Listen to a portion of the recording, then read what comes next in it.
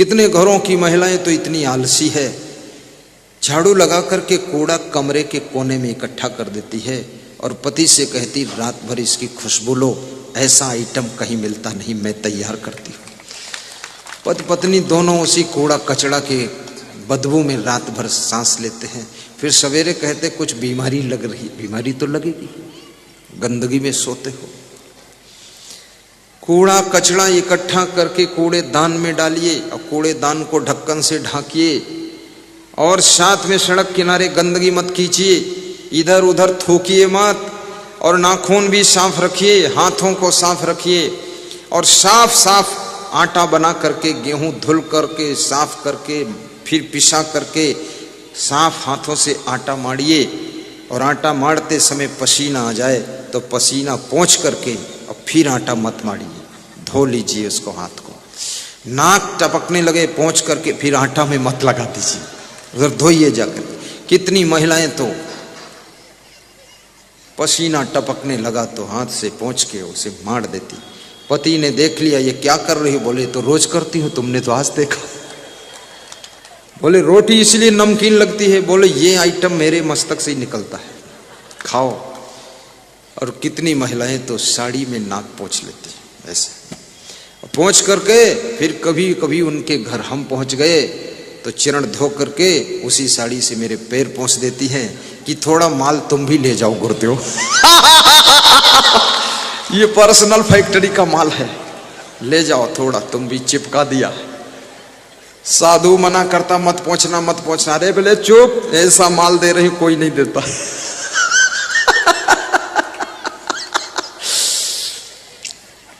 कभी धोती में नाक मत पोंछो, नहीं एक कपड़ा रखा करो ऐसा रंगीन छोटा सा, देखो दिखा देता हूं। इसमें ऐसे मुंह पोंछा तो फिर पलट दिया, यूं कर दिया, फिर ऐसे पोंछा फिर उलट दिया, इसको यूं कर दिया।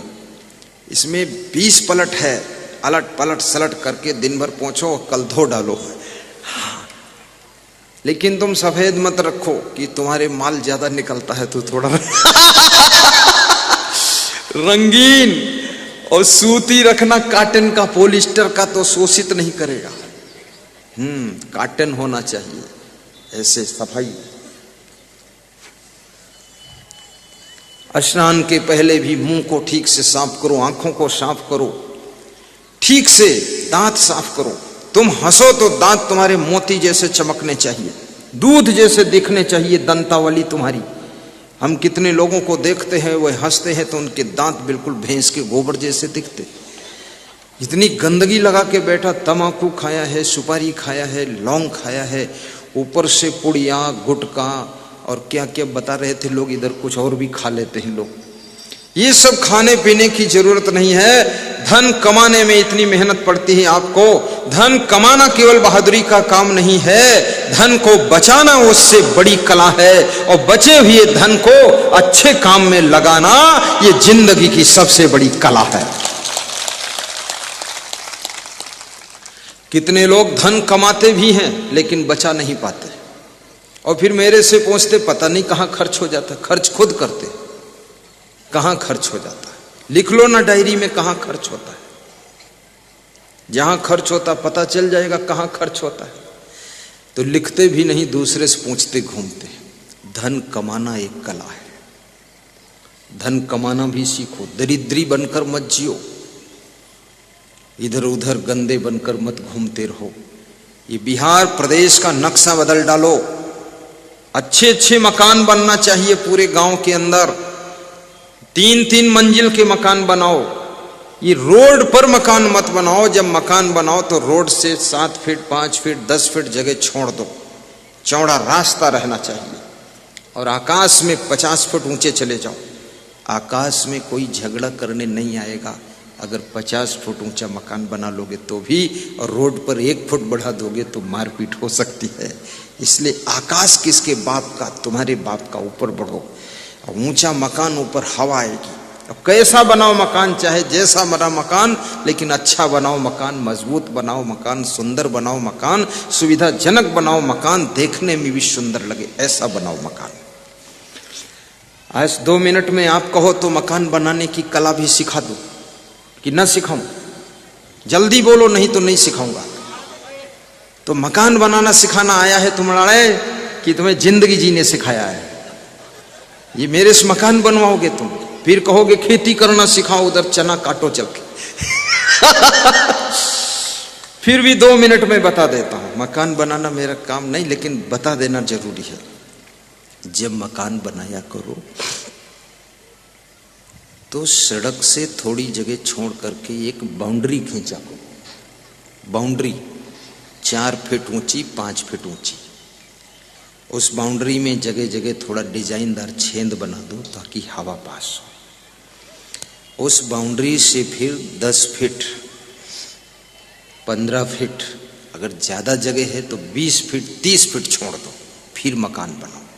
और बाउंड्री में गेट रखो तो गेट थोड़ा बाउंड्री को टेढ़ा करके अंदर रखो ताकि गाड़ी मुड़ के अंदर आ जाए तुम्हारी।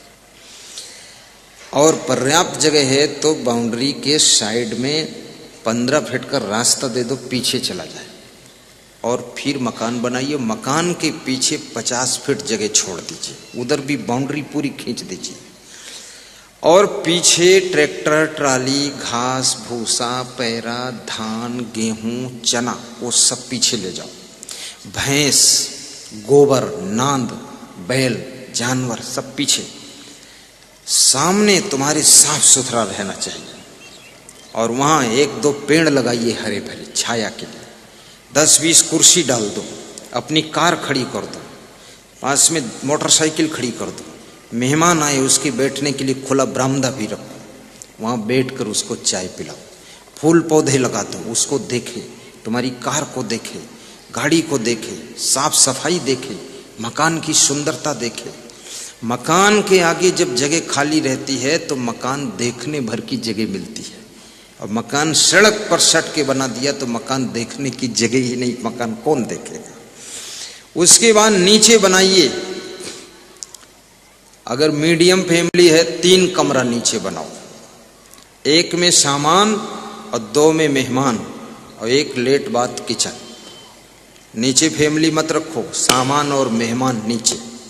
दूसरी मंजिल पर फिर 3 रूम लेट बाथ किचन, 1 में तुम रहो और दूसरे रूम में आवश्यक सामान रखो, और तीसरा रूम खाली रखो। कोई तुम्हारे पत्नी की बहन आ जाए, साली आ जाए या सरहज आ जाए या कुछ समधी लमधी आ जाए तो उसको सेट कर दो। और लेट बाथ किचन। तीसरी मंजिल पर 2 कमरा लेट बाथ किचन, ऊपर बड़ी बहू को रख दो तीसरी मंजिल पर। चौथी मंजिल पर 1 कमरा लेट बाथ किचन, छोटी बहू को रख दो, और छोटे बहू और छोटे बेटे को ऊपर रख दो। जगाने मत जाओ, सोने दो। और जब इच्छा हो उनकी तो चौथी मंजिल से उनको कूद जाने दो, लफड़ा खत्म। कूदना नहीं है, कूदाना भी नहीं, ये तो हंसने के लिए कह दिया हूं। पर वहां 4 मंजिल का रखो, अलग अलग मंजिल, अलग अलग किचन, अलग अलग शौचालय। और यदि गांव में जहां तुम्हारी जगह है कम है तो उसको बेच दो। अब गांव के बाहर जहां जगह हो खरीद लो कहीं, बड़ा जगह में बनाओ मकान। गांव की घुसड़ पंच में मत घुसो, वहां किचपिच मचा हुआ है, खाम खा सब चकराचुंद मचा रखा है। ना गाड़ी जा सकती, ना बैलगाड़ी जा सकती, क्योंकि वहां तो सब बहुत झगड़ा बवाल है। दूर निकल जाओ, बाहर निकल जाओ, पूरा मकान बेच दो, वहां की जगह हटा दो, बाहर आ जाइए। और यदि गांव में जमीन नहीं है बिल्कुल, तो सब बेच करके सिटी में चले जाइए, कहीं रोड किनारे लेकर नीचे मंजिल, दूसरी मंजिल मार्केट पूरा बना दीजिए, तीसरी मंजिल पर घर बनाइए। हर महीने में 2 लाख महीना किराया आएगा, सेठ जी कहलाइए, सेठ जी बन जाइए। ऐसा विकास करिए।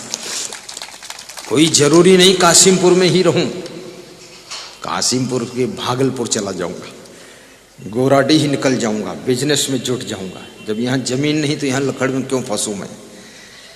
ऐसा विकास करो। और याद रखना, दारू कभी मत पियो, जुआ मत खेलो, क्रोध मत करो, अपनी पत्नी को पीटो मत, घर को बर्बाद मत करो, और पति पत्नी लड़ाई मत करो, प्रेम से रहो, गम खा लिया करो, अहंकार न दिखाया करो। बिहार में भी पति पत्नी बहुत लड़ते हैं। भारत देश में कोई ऐसा प्रदेश नहीं जहां पति पत्नी में, बहुत कम परिवार ऐसे हैं जो प्रेम से रह लेते हैं। वह परिवार मनुष्य रूप में नहीं है, देवी देवता के रूप में है, जिनके घर में पिता पुत्र में, भाई भाई में, पति पत्नी के बीच, सासू बहू के मध्य में वाद विवाद नहीं होता है, प्रेम की गंगा बहती है। वो परिवार देवी देवताओं जैसा परिवार है और वहीं पर लक्ष्मी का निवास रहता है।